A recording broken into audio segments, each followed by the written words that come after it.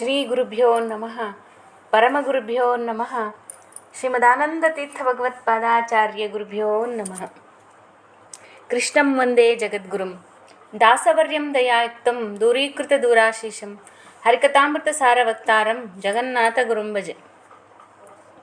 ಸಕಲ ಯತಿ ದಾಸವರೇಣ್ಯರನ್ನ ಶ್ರದ್ಧಾಭಕ್ತಿಯಿಂದ ಸ್ಮರಿಸುತ್ತಾ ನಮ್ಮ ಕುಲದೈವವಾದ ಶ್ರೀ ಲಕ್ಷ್ಮೀ ಬಂಡೇರಂಗನಾಥ ಸ್ವಾಮಿಯ ಪಾದಗಳಲ್ಲಿ ಶ್ರದ್ಧಾ ಭಕ್ತಿಯಿಂದ ನಮಸ್ಕರಿಸ್ತಾ ಎಲ್ಲ ಕೇಳುಗ ಸಹೃದಯರಿಗೆ ವಂದಿಸುತ್ತಾ ಶ್ರೀ ಜಗನ್ನಾಥ ದಾಸಾರ್ಯರಿಂದ ರಚಿತವಾಗಿರುವಂತಹ ಫಲವಿದು ಬಾಳ್ದುದಕ್ಕೆ ಈ ಕೃತಿಯ ನುಡಿಗಳ ಯಥಾಮತಿ ಅರ್ಥಚಿಂತನೆಯನ್ನು ಶ್ರೀ ಹರಿವಾಯು ಗುರುಗಳ ಅನುಗ್ರಹದಿಂದ ನೋಡ್ತಾ ಬಂದಿದ್ದೇವೆ. ಇಂದು 25ನೆಯ ನುಡಿಯ ಅರ್ಥಚಿಂತನೆಯ ಮುಂದುವರಿದ ಭಾಗವನ್ನು ನೋಡಿಕೊಂಡು ಬರೋಣ. ಭಗವಂತನ ಗುಣಗಳನ್ನು ಪ್ರತಿ ದಿವಸ ಶ್ರುತಿ ಸ್ಮೃತಿಗಳಿಂದ ನಿತ್ಯವೂ ಸ್ತುತಿ ಮಾಡಬೇಕು, ದಿನಂಪ್ರತಿ ಸ್ತುತಿ ಮಾಡಬೇಕು ಅಂತಕ್ಕಂಥದ್ದನ್ನು ದಾಸಾರ್ಯರು ಈ ನುಡಿಯಲ್ಲಿ ಹೇಳ್ತಾ ಇದ್ದಾರೆ. ಅದರೊಟ್ಟಿಗೆ ಮುಂದಿನ ನುಡಿಯಲ್ಲಿ ಈ ನುಡಿಯ ಮುಂದಿನ ಪಾದದಲ್ಲಿ ಏನು ಹೇಳ್ತಾ ಇದ್ದಾರೆ ಅನ್ನೋದನ್ನು ಯಥಾಮತಿಯಾಗಿ ಇಂದು ನೋಡ್ಕೊಂಡು ಬರೋಣ.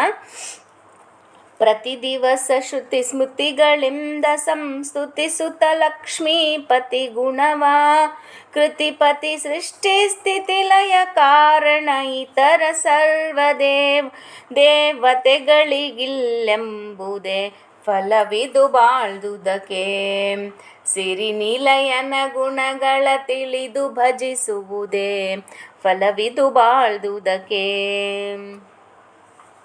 ನಿನ್ನೆ ದಿನ ನೋಡ್ಕೊಂಡು ಬಂದಿರೋ ಹಾಗೆ ಲಕ್ಷ್ಮೀಪತಿಯ ಗುಣವನ್ನು ಅಂತಲೇ ಯಾಕೆ ಬಳಸ್ತಾ ಇದ್ದಾರೆ ಇಲ್ಲಿ ದಾಸಾರ್ಯರು? ಶ್ರೀಹರಿಯ ಅನೇಕ ನಾಮಗಳಿವೆ, ಆ ನಾಮಗಳನ್ನು ಹೇಳಬಹುದಾಗಿತ್ತಲ್ಲ. ಅಂದರೆ ನಾವು ಲಕ್ಷ್ಮೀಪತಿಯ ಗುಣವನ್ನು ಅಂತ ಯಾಕೆ ಇಲ್ಲಿ ಬಳಸಿದ್ದಾರೆ ಅನ್ನೋದನ್ನು ಯಥಾಮತಿಯಾದ ಚಿಂತನೆ ನೋಡೋದಾದರೆ, ಶ್ರೀ ಮಹಾಲಕ್ಷ್ಮೀ ದೇವಿಯರನ್ನು ಏತಕ್ಕಾಗಿ ಪೂಜೆ ಮಾಡ್ತೇವೆ? ಹಣಕ್ಕಾಗಿ, ಆ ಸಂಪತ್ತಿಗಾಗಿ ಪೂಜೆ ಮಾಡ್ತೇವೆ. ಹಾಗಿದ್ರೆ ಶ್ರೀ ಮಹಾಲಕ್ಷ್ಮೀ ದೇವಿಯರಿಗೆ ಒಡೆಯರಾಗಿರ್ತಕ್ಕಂತಹ ಶ್ರೀ ಹರಿಯನ್ನು ಕೇವಲ ಹಣಕ್ಕಾಗಿಯೇ ಮಾಡುವುದಾ? ಹಣಕ್ಕಾಗಿಯೇ ಸ್ತೋತ್ರ ಮಾಡುವುದಾ? ಸ್ತುತಿ ಮಾಡುವುದಾ? ಅಲ್ಲ. ಅದಕ್ಕೆ ಶ್ರುತಿ ಸ್ಮೃತಿಗಳಲ್ಲಿ ಹೇಳಿದಂತೆ ಲಕ್ಷ್ಮೀಪತಿಯ ಗುಣವನ್ನು ಸಂಸ್ತುತಿಸಬೇಕು. ಏನಕ್ಕಾಗಿ? ಮೋಕ್ಷಕ್ಕಾಗಿ ಮಾಡಬೇಕು ಅಂತ. ಹೀಗೆ ಶ್ರೀ ಮಹಾಲಕ್ಷ್ಮೀ ದೇವಿಯರನ್ನು ಕೂಡ ಪೂಜೆ ಮಾಡುವುದು, ಸ್ತುತಿ ಮಾಡುವುದು ಸಂಪತ್ತಿಗೋಸ್ಕರ ಅಂತ ನಾವು ತಿಳ್ಕೊಂಡ್ರೆ ಅದು ನಮ್ಮ ದಡ್ಡತನ. ವೇದಕ್ಕೆ ಅಭಿಮಾನಿಯಾಗಿರ್ತಕ್ಕಂತಹ ಶ್ರೀ ಮಹಾಲಕ್ಷ್ಮೀ ದೇವಿಯರನ್ನು ಕೇವಲ ಯಕಶ್ಚಿತ್ ಲೌಕಿಕದ ಹಣಕ್ಕಾಗಿ, ಲೌಕಿಕದ ಒಂದು ಸಂಪತ್ತಿಗಾಗಿ ಸೀಮಿತಗೊಳಿಸಕೂಡದು.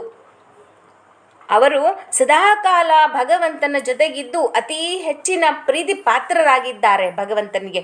ಅದಕ್ಕೆ ಶ್ರೀ ಮಹಾಲಕ್ಷ್ಮೀ ದೇವರಿಗೆ ಹರಿಪ್ರಿಯ ಅಂತಕ್ಕಂತಹ ಹೆಸರು ಕೂಡ ಇದೆ ಅಲ್ವಾ?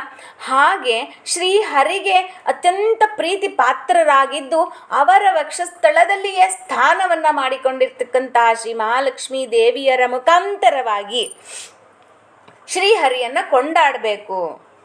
ಅದರೊಟ್ಟಿಗೆ ಲಕ್ಷ್ಮ ಅಂದರೆ ಒಳ್ಳೆಯ ಗುಣಗಳು ಅಂತ, ಲಕ್ಷ್ಮಿ ಅಂದರೆ ಅಂತಹ ಒಳ್ಳೆಯ ಗುಣಗಳನ್ನು ಒಳಗೊಂಡಿರುವಂತಹವರು, ಅವರೇ ಶ್ರೀ ಮಹಾಲಕ್ಷ್ಮೀ ದೇವಿಯರು ಅಂತ. ಹೀಗೆ ವೇದಕ್ಕೆ ಅಭಿಮಾನಿಯಾಗಿರ್ತಕ್ಕಂತಹ ಒಳ್ಳೆಯ ಗುಣಗಳನ್ನೇ ತಮ್ಮಲ್ಲಿ ಒಳಗೊಂಡಿರ್ತಕ್ಕಂತಹ ಶ್ರೀ ಮಹಾಲಕ್ಷ್ಮೀ ದೇವಿಯರಿಗೆ ಪತಿಯಾಗಿರುವ ಶ್ರೀಹರಿಯನ್ನು ಸಂಸ್ತುತಿಸಬೇಕು. ಹೇಗೆ? ಶ್ರುತಿ ಸ್ಮೃತಿಗಳಿಂದ ಸ್ತುತಿಸಬೇಕು. ಏನಕ್ಕಾಗಿ? ಮೋಕ್ಷಕ್ಕಾಗಿ ಸಂಸ್ತುತಿಸಬೇಕು ಅಂತ. ಯಾಕೆ ಅಂದರೆ ಜ್ಞಾನಿಗಳ ಮುಖಾಂತರವಾಗಿ, ಆ ಶ್ರೀ ಮಹಾಲಕ್ಷ್ಮೀ ದೇವಿಯರ ಮುಖಾಂತರವಾಗಿ ಶ್ರೀ ಮಹಾಲಕ್ಷ್ಮೀ ದೇವಿಯರ ಪ್ರೀತಿ ಗಳಿಸಿ ಶ್ರೀಹರಿಯನ್ನು ಕೊಂಡಾಡುವುದು ಅತ್ಯಂತ ಶ್ಲಾಘನೀಯವಾಗಿರ್ತಕ್ಕಂತಹದ್ದು, ಅತ್ಯಂತ ಪೂಜ್ಯವಾಗಿರ್ತಕ್ಕಂತಹದ್ದು.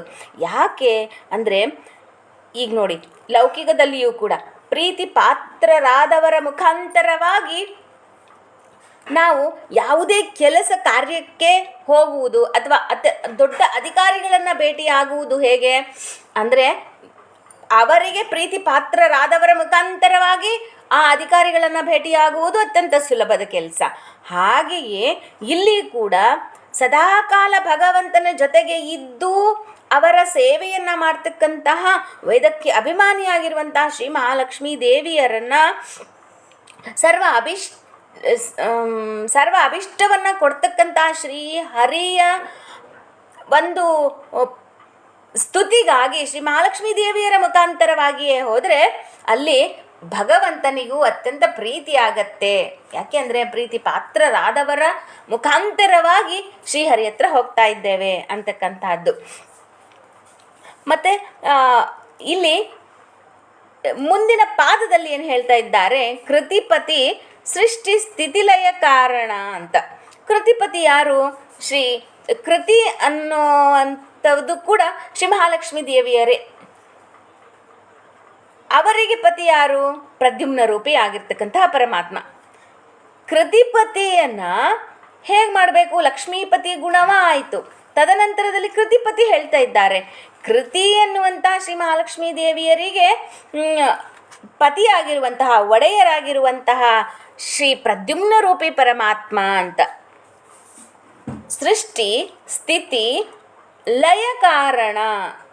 ಈ ಕೃತಿಪತಿ ಪ್ರದ್ಯುಮ್ನ ರೂಪಿ ಪರಮಾತ್ಮರೇ ಸೃಷ್ಟಿ ಸ್ಥಿತಿ ಲಯಕ್ಕೆ ಕಾರಣನಾಗಿರ್ತಕ್ಕಂತಹ ಇವರೇ ಕಾರಣೀಭೂತರಾಗಿರ್ತಕ್ಕಂಥವರು. ಈ ರೀತಿಯಾಗಿರುವಂತಹ ಆ ಗುಣ ಇತರ ಸರ್ವ ದೇವತೆಗಳಲ್ಲಿ ಇಲ್ಲ ಎನ್ನುವಂತಹ ಚಿಂತನೆಯನ್ನು ನಾವು ಇಲ್ಲಿ ಮಾಡಬೇಕಾಗಿದೆ ಅಂತ. ಯಾಕೆ ಈ ಪ್ರಕಾರವಾಗಿ ಮಾಡಬೇಕು? ಏನಂತ ಅಂದರೆ ಸೃಷ್ಟಿಕರ್ತನಾಗಿರ್ತಕ್ಕಂಥವರು ಸಾಕ್ಷಾತ್ ಮಹಾವಿಷ್ಣು, ಲಯಕರ್ತನಾಗಿರ್ತಕ್ಕಂಥವರು ಸಂಕರ್ಷಣ ರೂಪಿ ಪರಮಾತ್ಮ, ಮತ್ತು ಇನ್ನು ಅನಿರುದ್ಧ ರೂಪಿ ಪರಮಾತ್ಮ ಸ್ಥೂಲ ಸೃಷ್ಟಿಕರ್ತರಾಗಿರ್ತಕ್ಕಂಥವರು, ಆ ಅನಿರುದ್ಧಾದಿ ರೂಪ ಕಾರಣೀಭೂತರಾಗಿರ್ತಕ್ಕಂಥವರು. ಹೀಗೆ ಭಗವಂತನ ಈ 4 ರೂಪಗಳಿಗೆ ಮೂಲ ರೂಪ ಯಾವುದು? ಅದೇ ಮೂಲ ನಾರಾಯಣ ರೂಪ ಅಂತ. ಈ ಪ್ರಕಾರವಾಗಿ ಸೃಷ್ಟಿ ಸ್ಥಿತಿ ಲಯಗಳಿಗೆ ಕಾರಣನಾಗಿರ್ತಕ್ಕಂತಹ ಭಗವಂತ ಅನ್ನುವಂತಹ ಚಿಂತನೆಯನ್ನು ನಾವೆಲ್ಲಿ ಮಾಡಬೇಕಾಗಿದೆ. ಇನ್ನು ಹಾಗಿದ್ರೆ ಚತುರ್ಮುಖ ಬ್ರಹ್ಮದೇವರು ಸೃಷ್ಟಿ ಮಾಡಿದರು, ಈ ಒಂದು ಸೃಷ್ಟಿಗೆ ಮೂಲ ಕಾರಣೀಭೂತರಾಗಿರ್ತಕ್ಕಂಥವರು ಅಂದರೆ ಆ ಬ್ರಹ್ಮದೇವರಲ್ಲಿಯೂ ಇದ್ದು ಈ ಕಾರ್ಯವನ್ನು ಮಾಡಿಸ್ತಕ್ಕಂಥವರೇ ಶ್ರೀಹರಿ. ಬ್ರಹ್ಮಣಿ ಬ್ರಹ್ಮರೂಪೇ ಶಿವರೂಪೇ ಶಿವಸ್ಥಿತವು ಅಂತ. ಅಂದರೆ ಚತುರ್ಮುಖ ಬ್ರಹ್ಮದೇವರಲ್ಲಿ ಇದ್ದು ಬ್ರಹ್ಮರಾಗಿ ಸೃಷ್ಟಿಯನ್ನು ಮಾಡ್ತಾ ಇದ್ದಾರೆ. ಶಿವನಾಗಿ ಇದ್ದು ಈ ಲಯ ಕೆಲಸವನ್ನು ಮಾಡ್ತಾ ಇದ್ದಾರೆ ಭಗವಂತ. ಅದನ್ನು ಈ 4 ರೂಪದಿಂದ ಮಾಡ್ತಕ್ಕಂಥವರು. ಆದ್ದರಿಂದ ಈ ಎಲ್ಲ 4 ರೂಪಗಳಿಗೆ ಕಾರಣೀಭೂತರಾಗಿರ್ತಕ್ಕಂತಹ ಮೂಲ ರೂಪ ಯಾವುದು? ಬಿಂಬರೂಪಿ ಪರಮಾತ್ಮ, ಅವರೇ ಶ್ರೀಮನ್ನಾರಾಯಣ ರೂಪ. ಹೀಗೆ ಈ ಪ್ರಕಾರವಾಗಿ ನಾವು ಚಿಂತನೆ ಮಾಡಬೇಕು, ಸ್ತೋತ್ರ ಮಾಡಬೇಕು ಅಂತ. ಇಲ್ಲಿ ಕೃತಿಪತಿಯನ್ನೇ ಯಾಕೆ ತೆಗೆದುಕೊಂಡಿದ್ದಾರೆ ಅಂದರೆ, ಕೃತಿ ಅಂದರೆ ಪ್ರಕೃತಿ. ಈ ಪ್ರಕೃತಿ ಮೂಲ ವಸ್ತು, ಈ ಜಗತ್ತಿಗೆ ಕಾರಣೀಭೂತರಾಗಿರ್ತಕ್ಕಂಥದ್ದು ಜಡರೂಪಿ ಈ ಪ್ರಕೃತಿ ಅನ್ನೋದನ್ನು ನಾವು ನೋಡಿಕೊಂಡು ಬಂದಿದ್ದೇವೆ ಹಿಂದಿನ ನುಡಿಗಳಲ್ಲಿ. ಹಾಗೆಯೇ ಈ ಪ್ರಕೃತಿಗೆ ಪತಿಯಾಗಿರುವಂತಹ ಶ್ರೀಹರಿ ಪ್ರೇರಣವನ್ನು ಮಾಡಿಸಿ ಆ ಪ್ರಕೃತಿಯಲ್ಲಿ ಇದ್ದು ಜಗತ್ತನ್ನು ನಿರ್ಮಾಣ ಮಾಡುವುದಕ್ಕೆ ಸಾಧ್ಯವಾಗಿದ್ದು. ನೋಡಿ, ಇಲ್ಲಿ ಕೃತಿ ಅಂದರೆ ಒಂದು ಪ್ರಕೃತಿ ಅಂತ ಹೇಳಿದೆ. ಈ ಪ್ರಕೃತಿಯೇ ಒಂದು ಮೂಲ ವಸ್ತು. ಯಾವುದಕ್ಕೆ ಮೂಲ ವಸ್ತು? ಇಡೀ ಬ್ರಹ್ಮಾಂಡದ ಸೃಷ್ಟಿಗೆ ಮೂಲ ವಸ್ತು. ಆದರೆ ಇದನ್ನು ಮಾಡಿಸುವಂಥವರು ಯಾರು? ಅದಕ್ಕೆ ಪ್ರೇರ್ಯರು ಶ್ರೀಹರಿ ಅನ್ನೋದನ್ನು ನಾವು ಹಿಂದಿನ ನುಡಿಗಳಲ್ಲಿ ದಾಸಾರ್ಯರು ನಮಗೆ ತಿಳಿಸ್ಕೊಟ್ಟಿದ್ದಾರೆ, ನೋಡಿಕೊಂಡು ಬಂದಿದ್ದೇವೆ. ಇಲ್ಲಿ ಈ ಪ್ರಕೃತಿ ಮೂಲ ವಸ್ತುವನ್ನಾಗಿಟ್ಟುಕೊಂಡು ಈ ಬ್ರಹ್ಮಾಂಡದ ಸೃಷ್ಟಿ ಆಯಿತು. ಅದಕ್ಕೆ ಪ್ರೇರಣೆ ಮಾಡಿದವರು ಶ್ರೀಮನ್ನಾರಾಯಣರು ಅಂತ. ಇನ್ನು ಕೃತಿ ಅಂದರೆ ಕಾರ್ಯ ಅಥವಾ ಆ ಪ್ರಯತ್ನ. ಆ ಪ್ರಯತ್ನ ಫಲ ಕೊಡುವುದು ಯಾವಾಗ? ಅದರಲ್ಲಿ ಶ್ರೀ ನಾರಾಯಣರು ಇದ್ದಾಗ ಮಾತ್ರ, ಅಂದರೆ ಪ್ರತಿಯೊಂದಕ್ಕೂ ಕೂಡ ಭಗವಂತನೇ ಕಾರಣೀಭೂತರಾಗಿರ್ತಕ್ಕಂಥದ್ದು, ಶ್ರೀ ಪರಮಾತ್ಮನೇ ಅಂತ. ಅವನೇ ಸರ್ವಕರ್ತ, ಸರ್ವಾಶ್ರಯ, ಸರ್ವಜ್ಞ, ಸರ್ವಪಾಲಕ, ಸರ್ವಶಕ್ತ, ಸರ್ವಸಂಹಾರಕ ಅನ್ನುವಂತಹ ನಿಟ್ಟಿನಲ್ಲಿ ನಮ್ಮ ಚಿಂತನೆ ಇರಬೇಕು. ಎಲ್ಲ ಕಾರ್ಯಗಳನ್ನು ಭಗವಂತ ಎಲ್ಲರಲ್ಲಿ ಇದ್ದು ಮಾಡಿಸ್ತಾ ಇದ್ದಾರೆ. ಇಂತಹ ಗುಣಗಳು ಏನಿದೆಯಲ್ಲ, ಇಂತಹ ಸರ್ವಶಕ್ತ, ಸರ್ವಜ್ಞ, ಸರ್ವೋತ್ತಮ, ಸರ್ವಸಂಹಾರಕ, ಸರ್ವೋಪಕಾರಿ, ಸರ್ವಾಶ್ರಯ ಅಂತ ಈ ಎಲ್ಲ ಗುಣಗಳು ಏನಿವೆಯಲ್ಲ ಇತರರಲ್ಲಿ ಇಲ್ಲ, ಇತರ ದೇವತೆಗಳಲ್ಲಿ ಇಲ್ಲ. ದೇವತೆಗಳಲ್ಲಿ ಯದ್ಯಪಿ ಭಗವಂತನಿಗೆ ಪ್ರೀತಿ ಪಾತ್ರರೇ ಅವರೆಲ್ಲ, ಆದರೆ ಅವರಲ್ಲಿ ಒಂದೊಂದು ಗುಣಗಳು ಇವೆ, ಉತ್ತಮವಾದ ಗುಣಗಳು ಒಂದೊಂದು ಇವೆ. ಆದರೆ ಈ ಎಲ್ಲ ಗುಣಗಳನ್ನು ಒಳಗೊಂಡಿರ್ತಕ್ಕಂಥವರು ಅವರೇ ಸರ್ವೋತ್ತಮರು, ಅವರೇ ಶ್ರೀಮನ್ನಾರಾಯಣ.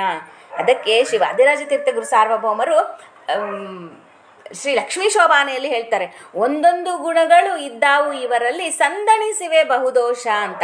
ಉಳಿದ ದೇವತೆಗಳಲ್ಲಿ ದೋಷಗಳ ಪಟ್ಟಿಯೇ ಇದೆ, ಆದರೆ ಅಂತಹ ದೋಷಗಳು ಭಗವಂತನಿಗೆ ಇಲ್ಲ.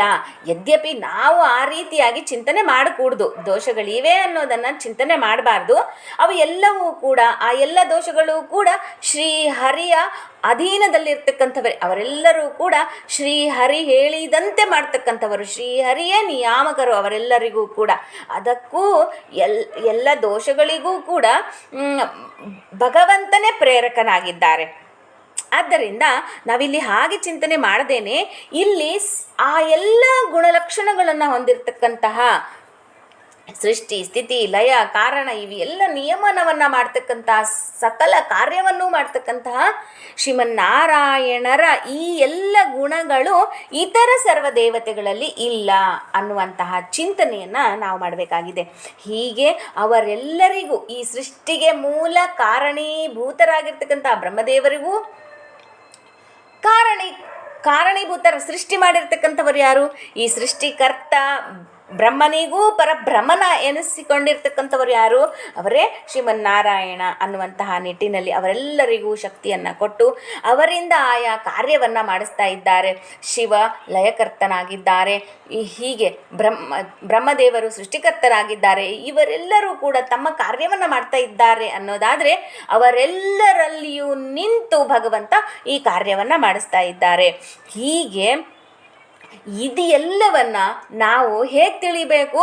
ಶ್ರುತಿ ಸ್ಮೃತಿಗಳಿಂದ ತಿಳಿಬೇಕು, ಅರಿಯಬೇಕು, ಚೆನ್ನಾಗಿ ಸ್ತುತಿ ಮಾಡಬೇಕು, ಸಂಸ್ತುತಿಸಬೇಕು ಅನ್ನುವಂತಹದನ್ನು ಇಲ್ಲಿ ದಾಸಾರ್ಯರು ನಮಗೆ ತಿಳಿಸ್ಕೊಡ್ತಾ ಇದ್ದಾರೆ.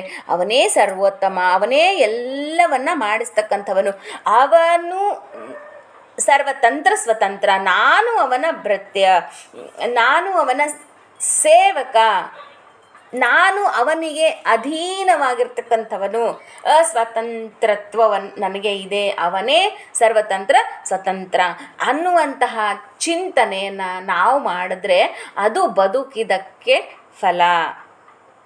ಹೀಗೆ ತಿಳಿದು ಶ್ರೀಹರಿಯ ಈ ಎಲ್ಲ ಗುಣಗಳನ್ನು ತಿಳಿದು ಆ ಜ್ಞಾನ ಪುರಸ್ಸರವಾಗಿ ಈ ಸಿರಿನಿಲಯನ ಗುಣಗಳ ತಿಳಿಯಬೇಕು ಅಂತ ಹೇಳಿದ್ದಾರೆ ದಾಸಾರ್ಯರು.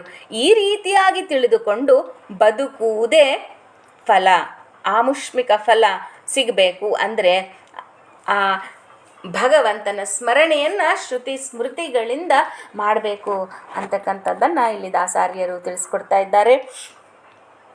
ನಾಳಿನ 26ನೇ ನುಡಿಯೊಂದಿಗೆ ಮತ್ತೆ ನಿಮ್ಮೊಟ್ಟಿಗೆ ಸಿಗ್ತೇನೆ ಅಂತ ಹೇಳ್ತಾ ಇಂದಿನ ಈ ಚಿಂತನೆಯನ್ನು ಶ್ರೀ ದಾಸಾರ್ಯರ ಅಂತರ್ಯಾಮಿಯಾಗಿರುವಂತಹ ಶ್ರೀಹರಿಯಲ್ಲಿ ಸಮರ್ಪಣೆಯನ್ನು ಮಾಡ್ತಾ, ಪತಿ ಅಂತರ್ಗತ, ಸಮಸ್ತ ಗುರು ಅಂತರ್ಗತ, ಶ್ರೀ ಭಾರತೀ ರಮಣಮುಖ್ಯ ಪ್ರಾಣ ಅಂತರ್ಗತ, ಶ್ರೀ ಕೃಷ್ಣಾರ್ಪಣಮಸ್ತು. ನಂದೇನದು ಸ್ವಾಮಿ, ಸಕಲವೂ ನಿಮ್ಮದೇ, ನಾಹಂ ಕರ್ತ ಹರಿಕರ್ತ, ಹರೇ ಶ್ರೀನಿವಾಸ.